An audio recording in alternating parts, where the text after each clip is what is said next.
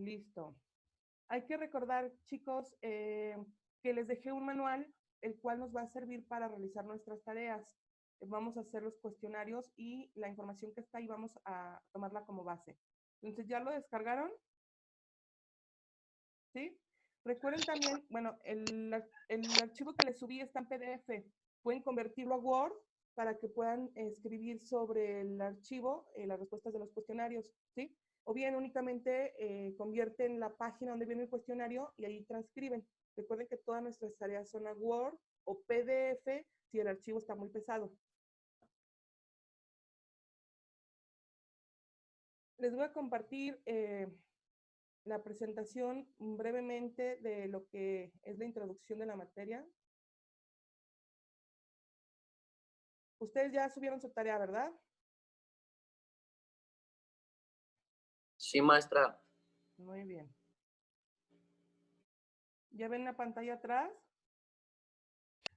Sí, ya se ve. Sí, ya se mira.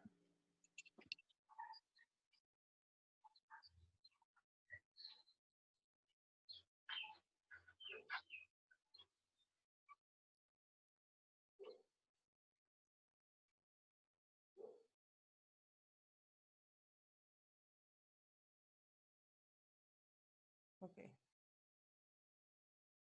Muy bien. Su tarea consistió en buscar conceptos principales, conceptos base que nos van a servir para entender de mejor manera el contenido de esta materia, como qué es texto, qué es política, qué es sociedad, etcétera. Algunos de estos conceptos ustedes ya los habían visto en Introducción a las Ciencias Sociales, que es de aquí donde parte este tipo de materias en el área de humanidades. Vamos a revisar qué es política, un concepto de origen griego. Hay que recordar que los griegos son los que hacen la mayor aportación al mundo en materia política, es muy importante saberlo, y también saber que los romanos son los que hacen la mayor aportación en materia de derecho, en materia de leyes. Esto ya a lo mejor en algún otro momento lo vamos a comentar. Partimos de lo que es polis o políticos, esto teniendo su origen etimológico, se refiere a ciudad y ciudadanos. Todo lo que se refiere a la ciudad y en consecuencia al ciudadano, todo lo que le compete al ser ciudadano. Esto es ciudad o ciudadano. ¿Sí?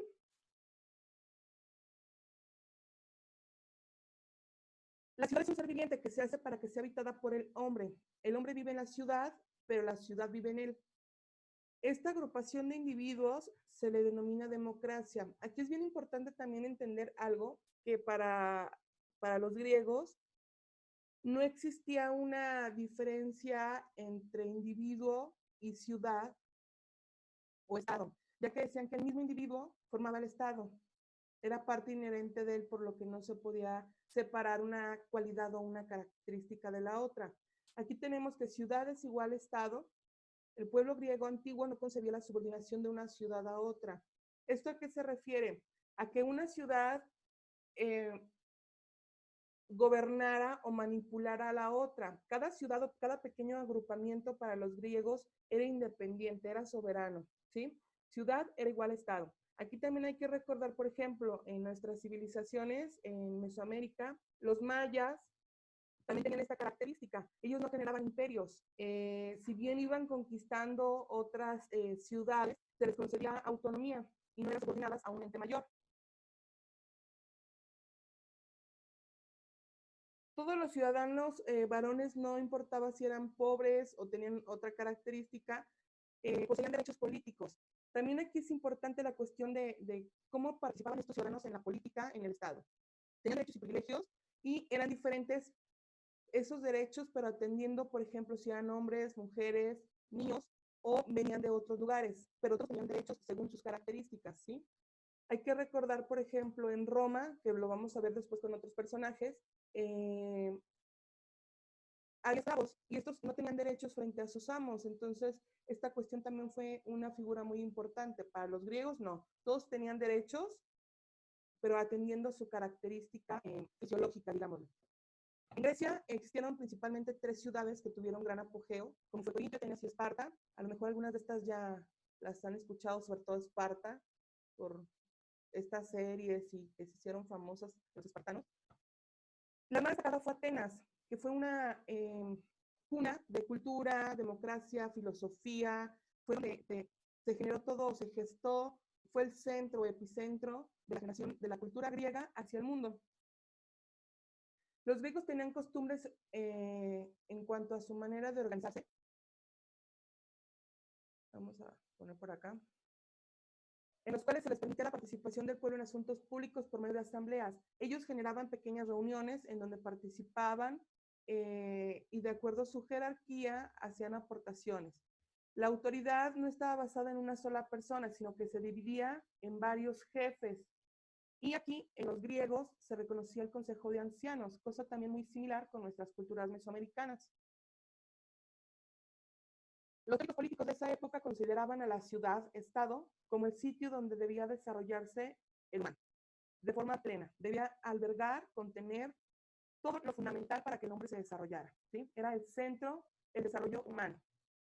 Por lo tanto, le imprimía el mismo valor al individuo que a la misma ciudad. Si el individuo estaba bien en la ciudad estaba bien para el individuo, o sea, era algo implícito. Cada ciudad, por pequeña que fuera, era totalmente independiente, como se había mencionado, tenía sus propias instituciones, religión, hacía sus propias leyes, tenía inclusive su propia moneda, sus propias reglas.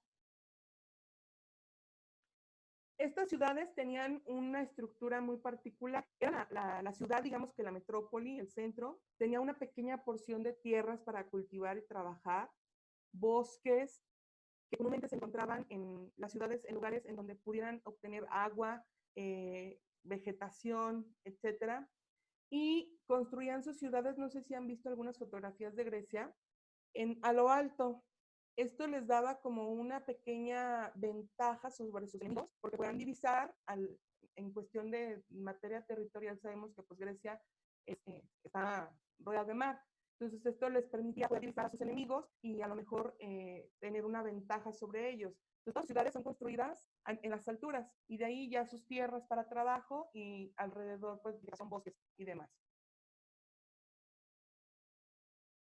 Vamos a dejar hasta aquí la información porque es importante revisar la biografía de Platón para poder entender este primer concepto de república, que se refiere a cómo se organizaba un Estado, cómo debía ser organizado un Estado.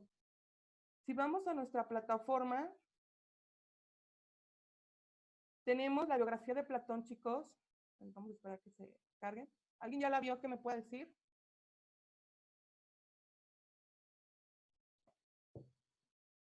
No. Aquí se las voy a mostrar. Es una biografía muy breve. Ustedes ya tienen un antecedente de Platón por la materia de filosóficos. Sus datos generales. Si le damos clic a la imagen o sobre el texto, nos va a llevar un pequeño video como de 6 minutos. Les encargo, por favor, que lo visualicen. Y tenemos nuestro primer tarea que se refiere precisamente a la República de Platón, partiendo de estas ideas o de estos conceptos generales que les estoy mencionando. Individuo, sociedad, democracia, polis, derechos, etcétera. Platón tenía una forma muy peculiar de pensar respecto a la sociedad.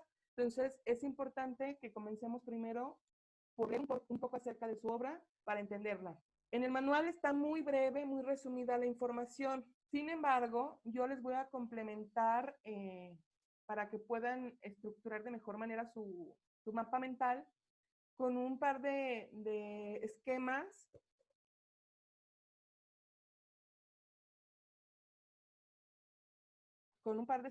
del libro que ocupamos en la escuela. Les voy a poner ahí las imágenes en la plataforma para que puedan como visualizar en esquema la información.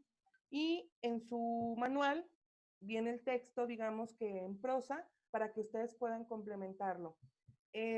Voy a tratar también, no les aseguro, en la medida de lo posible en cuestión de horarios, buscarles un tutorial para que puedan armar sus mapas mentales en PowerPoint, por ejemplo. Si alguien ya sabe, excelente.